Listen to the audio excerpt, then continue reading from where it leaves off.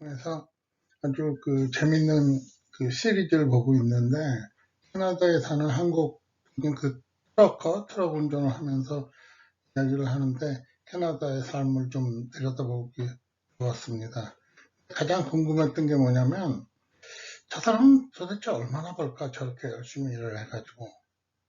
그게 모든 사람들이 다 마찬가지죠. 뭐 물건을 하나 사도 저건 얼마냐 이게 궁금하죠. 그래서 오늘은 미국 사람들의 소득에 대해서 얘기해 보겠습니다.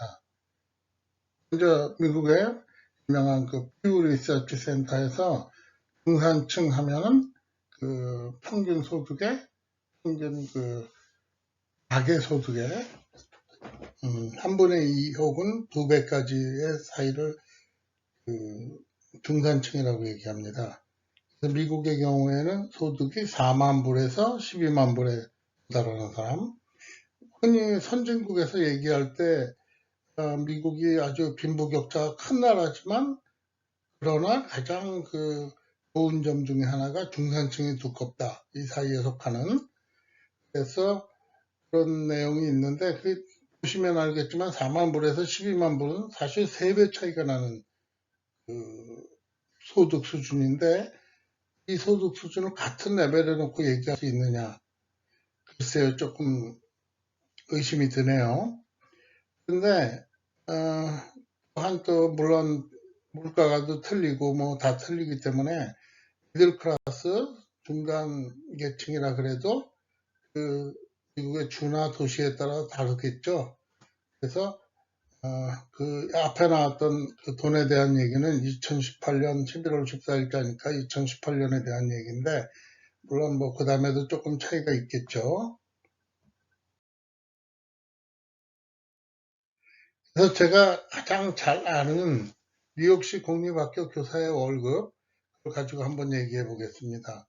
위에 보면 있는 게 BA, 거기 BD, 뭐 MA, 그다음에 플러스 30, 플러스 30, C6 뭐 이런 식으로 쭉 있는데 그게 뭐냐면 교육의 정도입니다. BA는 대학교를 졸업한 학사 출신으로 보통 임시교사죠. 그다음에 MA가 돼야 마스터, 석사 학위를 받아야 정식 교사가 되는 거고, 그다음에 뭐 석사를 받고도 30학점을 더 따면 그러면 또 월급이 올라가고 뭐 이런 제도입니다. 위에 있는 건 그 내용이고, 그리고 이 내용은 이제 2021년 5월 14일자로 올라가게 되는 건데 이전보다 2% 월급이 오르게 되는 겁니다. 1A는 뭐냐? 완전 생짜, 처음으로 발령을 받은 교사.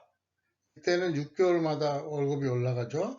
이 사람 중에 제일 낮은 임시교사 레벨의 연봉이 6만 1,000불이 됩니다. 그리고 마스터 받고 석사 받고 처음 취직을 했다 그러면 68,652불이 되겠죠.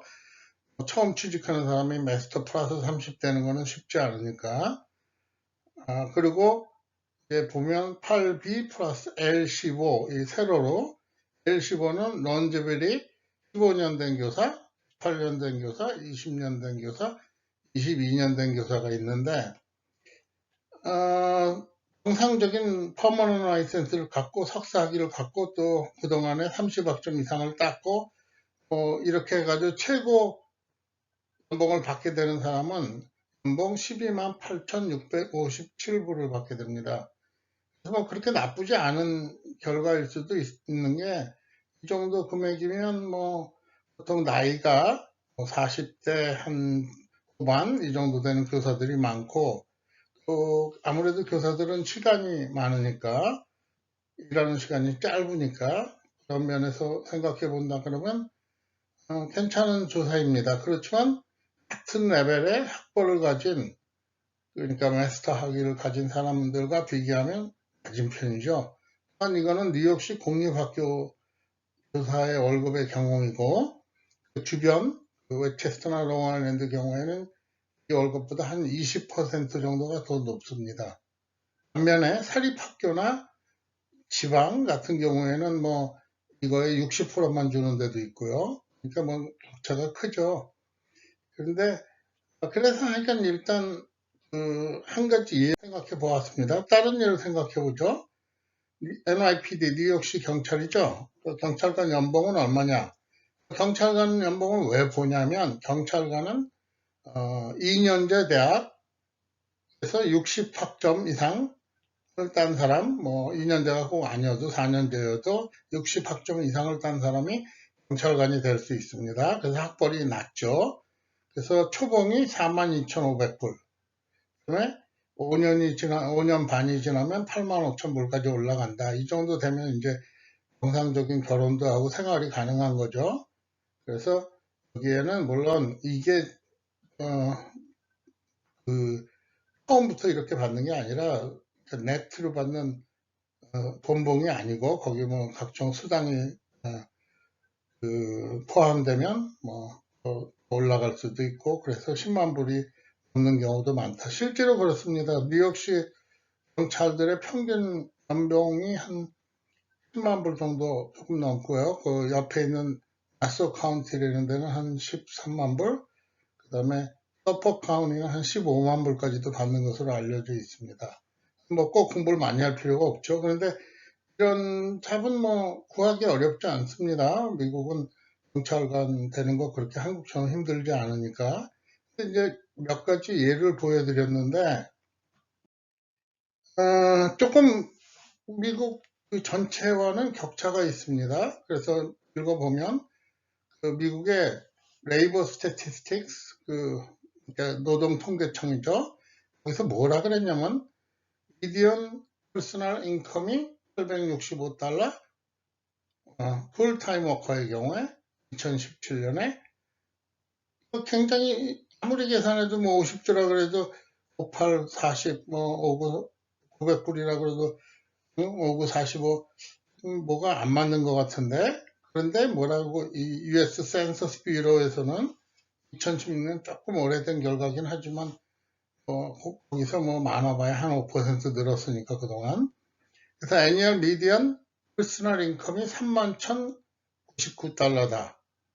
그리고 per capita 개인 1인당 디스포저블 인컴이, 그러니까 세금 떼고 쓸 수 있는 인컴은 45,646불이다. 2019년 현재. 그래서 2012년 기준으로 생각해 봤을 때, 뭐, 연봉은 올랐지만 물가도 오르니까요. 이게 무슨 얘기냐? 이게 통계학에서 얘기하는 mean, median, mode라는 게 있죠. mean은,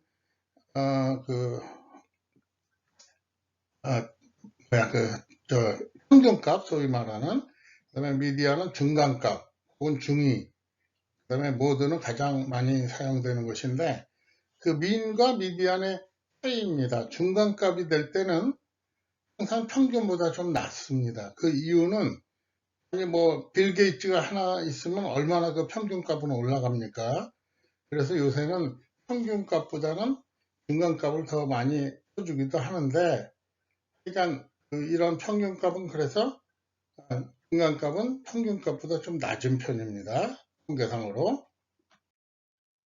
그러면 왜 미국이 지금 얼마냐? 2019년 현재 65,062불 개인소득이, 물론 세 전이죠. 그래서 한국은 아마 32,766불일 거다, 뭐 이렇게 생각하고 있는데, 미국이 왜 강대국이냐? 인구 1,000만이 넘는 나라 중에서요, 개인소득이 6만 불이 넘는 나라는 미국밖에 없습니다. 조그만 나라들, 뭐 쿠웨이트, 뭐 이런 나라들은 10만 불도 넘죠. 그렇지만 그런 나라 빼고, 그래서 미국이 전 세계 GDP의 뭐 25%를 차지하고 있다, 그런 얘기를 하는 건데, 그러니까 이렇습니다. OECD 전체 평균은 한국보다 약간 낮은 수준, 지금 여기 점선으로 보이죠? 26,767불. 한국은 OECD 평균보다는 조금 높은 나라입니다. 그래서 6만 5천 불이 넘으니까 괜찮겠다. 꼭 그렇지도 않다. 주별로 소득 격차가 크죠, 미국은. 2018년 가계소득 데이터를 보면 저 보라색으로 진하게 나온 데는 소득이 높은 데고, 색깔이 연해질수록 소득이 낮은데 미국에서 제일 가난한 주는 미시시피 주입니다. 미시시피는 45,000불 이하죠. 그 소득이. 반면에 뉴욕이나 뭐 뉴저지, 저 캘리포니아나 동서부 해안 이쪽은 아주 높죠. 그 다음에 중부의 그 중북부 이쪽 지역도 좀 일리노이 이런 데도 좀 소득이 높은 편이고요. 그래서 지역별로 또 소득의 격차가 심합니다. 제가 앞에서 말씀드렸지만 미시시피에 가면 선생님들의 월급이 뉴욕시 선생님들 월급의 60%에 불과합니다. 그렇다고 물가가 많이 싸냐? 또 식료품은 조금 쌀지 몰라도 공산품 값은 비슷하죠. 그러니까 살기는 그렇게 좋지는 않습니다. 물가가 싸다고. 그래서 그 미국 그 물가가 그럼 도대체 소득이 얼마나 되냐 이걸 살펴보기 위해서 먼저 대졸자 평균 초봉 2019년 결과를 살펴보면 미국 평균은 51,347달러입니다. 대졸 초봉 4년제. 그리고 탑3, 3는 샌프란시스코가 65,621달러. 여기는 그러니까 IT 업계가 많다 보니까 또 그쪽 분야가 많은 그 학교들이 많죠. 그렇다 보니까 많이 월급을 주는 곳입니다. 그다음에 보스턴이 6897달러. 보스턴은 하버드도 있고 뭐 MIT도 있고 그런 도시죠. 그다음에 뉴욕이 62,000달러 뭐 이 정도 수준에 올라와 있는데 보통 이제 이런 대도시 대학 졸업생들은 6만 달러 정도 받는구나 이렇게 생각하면 맞습니다. 초봉으로 괜찮죠. 그러니까 한국 대졸자 초봉이 한 예를 들면 대기업에 취직했을 때 연봉 한 3천 7, 800 받는다 그러면 그 개인 소득이 2배 정도 되니까 서로 균형이 맞는 거죠. 그래서 미국에서는 이런데 다 이러냐? 아니죠. 미국 평균은 5만 1,000달러니까 또 4만 불도 안 되는 동네도 있겠죠. 그래서 그 미국의 그 소득 격차에 대해서 가장 큰 차이가 나는 것이 학력입니다. 오른쪽에 보면 하이스쿨 졸업 안 한 애들의 평균 소득은 3만 불, 하이스쿨 졸업하면 3만 8천 불. 왜? 이 직장은 보통 그 낮은 그 최저임금 혹은 그거보다 약간 높은 정도의 임금에 종사하는 사람들이 많아서 그렇습니다. 그 대졸자가 되면 배첼러스 디그리, 이게 이제 4년제 대학 졸업이죠. 월급이 평균 임금이 7만 불 이상으로 뜁니다. 그리고 어드밴스드 디그리, 이건 이제 마스터, 석사학위나 그 이상이죠. 여기 이제 안 나왔는데 프로페셔널 디그리, 의사, 변호사 뭐 이런 것들을 얘기하는 거죠. 그런 경우에는 당연히 10만 불이 넘어가겠죠. 그래서 여기 보면 가운데는 그 남녀 임금 격차를 얘기하긴 하는데 이게 좀 비교하기가 힘든 게 왜 여자는 남자보다 어린 나이, 경력이 낮은 상태에서 비교를 하는지 항상 이제 이게 논쟁거리가 됩니다. 여자가 남자보다 월급을 덜 받는다 그럴 때 여자는 이때가 자기 임금의 피크고 남자는 또 나이 먹어서가 피크가 되니까 어떻게 됐든 뭐 이런 내용입니다. 그래서 학벌에 대한 격차가 굉장히 심하다 인컴에 있어서. 근데 뭐 요새는 대부분 다 한국 사람들은 대학을 가니까요. 그 다음에 2년제 대학 졸업자의 직종별 소득. 그러니까 그 AA 디그리죠. 어소시에이트 디그리. 디그리를 받았을 때 어느 정도 소득을 올릴 수 있냐 그러면 제일 많은 소득 올리는 거 제일 아래에 눈길이 가는 곳이 바로 파이어 프로텍션. 소방관이 된다든가 뭐 이런 것들을 얘기하는 거겠죠. 그 위에가 이제 널싱 계통. 그러니까 미국엔 간호사의 그 직위가 굉장히 많습니다. 너스 프랙티셔너부터 그냥 일반 레지스터드 너스, RN 2년째 졸업하고 시험을 봐서 될 수도 있죠. 그것까지. 그 다음에 미국도 뭐 다른 세계 어느 나라나 마찬가지로 리버럴 아트, 문과 쪽 졸업한 사람들은 뭐 별 볼 일이 없습니다. 뭐 초봉 3만 불 뭐 이 정도 이렇게 못 받으니까. 그래서 또 뭐 무슨 노인 그 다음에 노인을 돌본다든가 이런 직종, 메디컬 어시스팅 서비스 이것도 뭐 10만 불 정도밖에 못 받는 직종이고요. 그래서 이 정도 소득을 올립니다. 그런데 4년제 대학을 졸업했다. 그러면 초봉이 어떻게 될까요? 보통 이게 이제 2018년, 2019년 결과인데 2019년은 노란 줄로 되어 있는 겁니다. 그래서 엔지니어링이 가장 높은 그 초봉입니다. 미국은 무조건. 그러니까 BA, BS 졸업생이죠. 배철러 4년제. 그 이상 뭐 석사, 박사는 얘기가 틀려지고요. 그 다음에 컴퓨터 사이언스, 매스 앤 사이언스. 미국은 그 수학 전공하는 사람들이 월급을 많이 받습니다. 많이 필요하고요. 또 그다음에 비즈니스 전공, 소셜 사이언스, 휴머니티, 어그리컬처, 그다음에 커뮤니케이션 뭐 이렇게 있고 그 아래 이제 통계에 나오지도 않는 게 음악 미술 뭐 이런 거 전공하는 그 전공자들은 사실 3만 불만 받아도 성공한 거로 칩니다. 그래서 이런 분야가 미국에서는 초봉이 높은 4년제 대학 대졸자 초봉이 높은 분야입니다. 그래서 이 정도 그냥 대졸 4년 졸업했다 그러면 평균 뭐 5만 불에서 6만 불 사이 받고 들어가고 엔지니어링이다 그러면 7만 불 이상 받으면 괜찮게 취직을 했다 이렇게 얘기할 수 있는 거죠. 그런데 이제 미드 커리어 자기 그 이제 경력을 쌓는데 그냥 그런 거 없이 대졸자고 뭐고 없이 전체를 놓고 볼 때 제일 돈 많이 버는 건 역시 의사입니다. 피지션. 의사는 뭐 평균 20만 불 이상을 벌어야 되고 이 이하를 벌면 국세청에서 감사를 나온다 그럽니다. 너 왜 그거밖에 못 벌었니 그러고. 그리고 파마시 매니저 그 보통 그 약사들 중에 이제 조금 경력이 쌓인 매니저가 되면 그래서 참 괜찮은 직업입니다. 그래서 미국에서는 약대 가는 게 그렇게 많이 힘들지도 않고 또 졸업 후에 직장도 거의 보장돼 있고 올라갈 길도 많고 커리어 체인지도 많이 가능해서 저는 항상 학생들한테 많이 권장하는 것 중에 하나입니다. 물론 이 통계가 꼭 맞지는 않습니다. 다른 통계에서는 또 다른 결과가 나올 수 있으니까요. 그 다음에 덴티스트, 치과 의사, 파마시스트, 약사 지금까지 보면은 대부분 건강계통이죠. 엔터프라이즈 아키텍, 그 대기업에 속해서 아키텍 하는 사람, 코퍼레이티브 카운슬, 이거는 대기업 임원을 얘기하는 겁니다.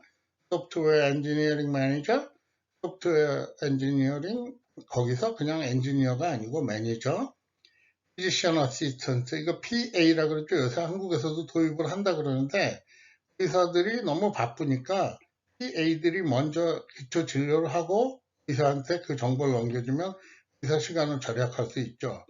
미국은 이 PA가 보통 마스터 프로그램에서 하게 되어 있고 의대 내에 개설이 되어 있습니다. 그다음에 코퍼레이티브 컨트롤러, 소프트웨어 디벨로퍼, 너싱 프랙티셔너, 너스 프랙티셔너는 간호사들 중에 교육을 많이 받아서 자기 전공이 있는 사람들입니다. 이 사람들은 의사처럼 처방전도 쓸 수 있고 또 환자를 뭐 진찰하기도 하고 학교에서 학생들이 무슨 체육 프로그램을 하기 위해서 의사의 사인이 필요할 때 이분들이 사인을 할 수도 있는 그런 특별한 직종입니다. 그 다음에 애플리케이션 디벨롭먼트, 나머지는 이제 내려가다 보면 데이터 솔루션 이런 건 다 컴퓨터 계통이죠. 그 다음에 프론트 매니저, 엔지니어링이고요. IT 프로그램, 시스템 아키텍 이거 다 컴퓨터죠. UX 매니저, 사이트 릴라이블리티 엔지니어, 클라우드 엔지니어, 그 다음에 21등에 이제 변호사가 올라 있습니다. 어터니, 변호사는 잘 버는 사람은 한없이 잘 벌고, 뭐 어떤 사람은 취직하기도 힘들고, 격차가 심하죠. 그 평균을 내다 보면 10만 불을 약간 넘는 정도. 데이터 사이언티스트, 인포메이션 시큐리티 엔지니어, 애널리틱 매니저, 그 다음에 경영계통은 처음으로 25위에 파이낸싱 플래닝 앤 애널리시스 매니저 뭐 이 정도로 나타나는데 이거 공통점이 뭐냐? 건강, 그 다음에 IT, 엔지니어링, 그 다음에 일부 매니지먼트 그 정도가 미국에서는 고소득 직업에 속하는 거죠. 고소득 직업은 뭐 두말할 나위 없이 최저임금 받고 그냥 맥다날에서 일하고 뭐 이런 사람들이겠죠. 그럼 최저임금 그런데 여태까지 살펴본 것은 미국 전체 얘기고요. 이민자인 한국 사람들, 우리의 경우는 어떨까요? 그렇게 좋은 상황은 아닙니다, 솔직히. 보면, 지금 중간 소득이 개인은 28,000, 가족은 65,000 뭐 이렇게 나와 있는데, 미국 전체, 이건 2014년이니까 좀 오래된 내용인데, 그 다음에도 뭐 큰 차이는 없습니다. 그래서 뭐 백인은 조금 높고 흑인이나 히스패닉은 좀 낮고 그 히스패닉은 남미계를 얘기하는 겁니다. 아시아는 백인보다 더 높습니다. 그래서 한인들 가계소득이 7만 1,000불이면 아시안 평균소득보다는 조금 낮죠. 그리고 중국계나 일본계보다 많이 낮고 베트남계보다는 조금 높은 수준이죠. 개인소득으로 쳐도 뭐 비슷한 결과가 나오고요. 그래서 그렇게 큰 성공을 한 민족은 아니다. 미국 이민사회에서 본인들이 경제적으로. 이분들이 한국 가서는 얼마나 큰 소리 치고 다니는지 모르겠지만 어쩌다가 뭐 한국 가서 뭐 큰 소리 좀 치고 돈 좀 쓰는 거하고는 다른 상황이죠. 그런데 이제 더 심각한 문제는 이런 문제입니다. 아시안 노년층 빈곤율. 한국 노인들이 뭐 늦게 이민 온 이유도 있고 자식들한테 올인하는 이유도 있고 또 자영업에 종사하다 보니까 돈을 숨기고 또 세금을 감추기 위해서 뭐 가난하다 이런 주장을 하는 이유도 있겠지만 아시아계 노년층 가운데 최악입니다. 그래서 20.4%의 노인들이 당장 뭐 하루하루 먹고 사는 걸 걱정해야 되고 정부 보조에 의지해서 살아가는 상황인데 중국, 베트남, 인도, 필리핀, 일본보다 훨씬 높습니다. 필리핀이나 일본에 비하면 거의 3배 인권율이 이를 정도로 필리핀의 경우에는 의사, 약사 이런 사람들이 이민을 많이 오기 때문에 미 동부에 있는 필리핀인들은 부자들이 많습니다. 인도도 마찬가지로 의사나 엔지니어 계통이 많고 그래서 아시안 노인층 중간 소득을 살펴보면 한국 사람이 꼴찌입니다. 2만 1,000불.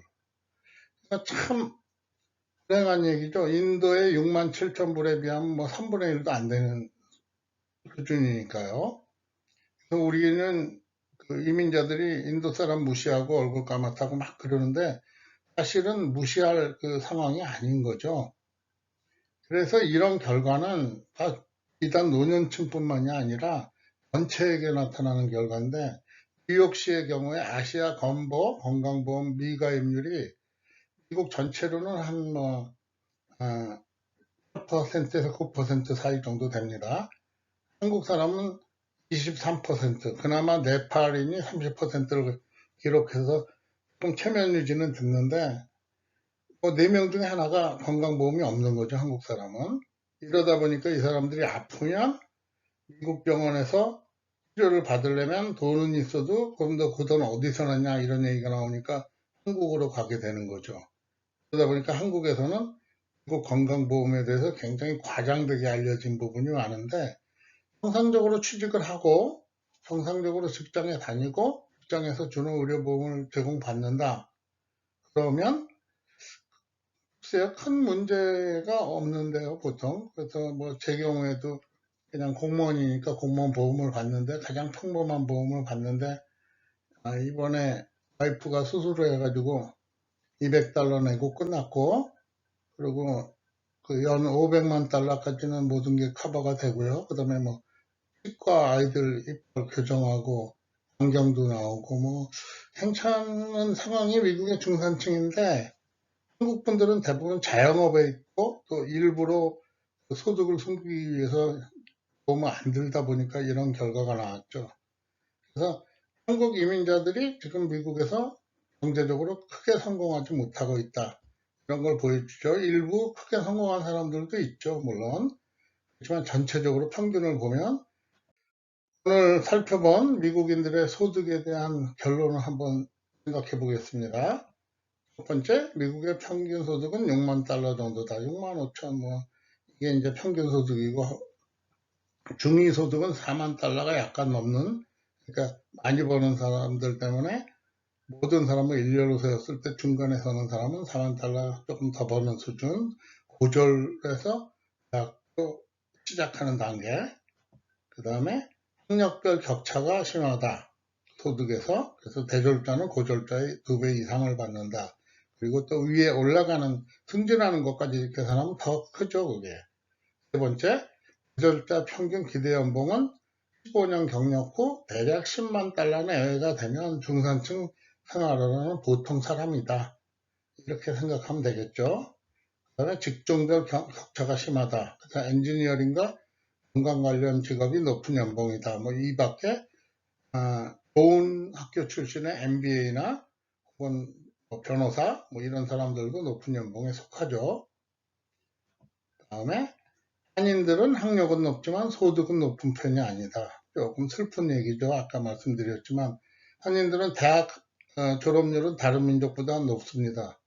근데 소득은 낮은 편 아래쪽에 있죠. 한인 노인들의 빈곤 문제가 심각하다. 지금 현재 뭐 또 젊어서 열심히 일해서 그런 거 다 자식들한테 퍼주고 그런 어떤 노인 무료 아파트 뭐 이런 데 들어가서 사시는 분들도 많고 그래서 조금 그런 패러다임이 이민자 사회에서 바뀌지 하나 생각이 듭니다. 그 다음에 한인들의 무보험 문제가 심각하다. 아까 보여드렸지만 뭐 한인들의 무보험률은 미국 전체 평균의 2배보다 훨씬 높죠. 그래서 이제는 이제 트럼프도 자꾸 뭐 그 호주식 뭐 포인트 제도로 가자 뭐 이렇게 하는데 그것뿐만 아니라 소득이라는 측면에서도 미국에서 평균 소득을 못 올리면 뭐 쌓아놓은 재산이 없는 상태에서 그 중산층 삶을 사는 게 불가능하기 때문에 이제는 노동이민의 시대는 끝났고 학력이 있고 기술이 있는 기술 이민의 시대가 열리고 있다. 이런 추측을 해볼 수 있죠. 그래서 만약에 이민을 꿈꾸시는 분이라면 내가 확실하게 직업을 차지하고 미국 평균 소득 이상의 소득을 올릴 수 있는 그런 능력이 없으면 이민을 오면 고생만 하고 평생 그냥 월세방에서 살다가 나중에 나이 먹어서 정부에서 주는 그 노인 가난한 노인들 연금 같은 거나 조금 받다가 끝나는 경우도 많이 벌어질 거로 예상됩니다. 이상 오늘은 미국에서 그 사람들이 얼마나 버는지 하는 문제에 대해서 한번 짚어봤습니다. 물론 뭐 사람마다 차이가 있고 또 여러 가지 다른 변수들이 있으니까 이게 꼭 맞다고는 볼 수 없지만 미국의 평균적인 삶, 그다음에 미국의 어떤 선진국이라는 그 의미가 갖고 있는 소득에서의 그런 면을 살펴보았습니다. 고맙습니다. 안녕히 계십시오.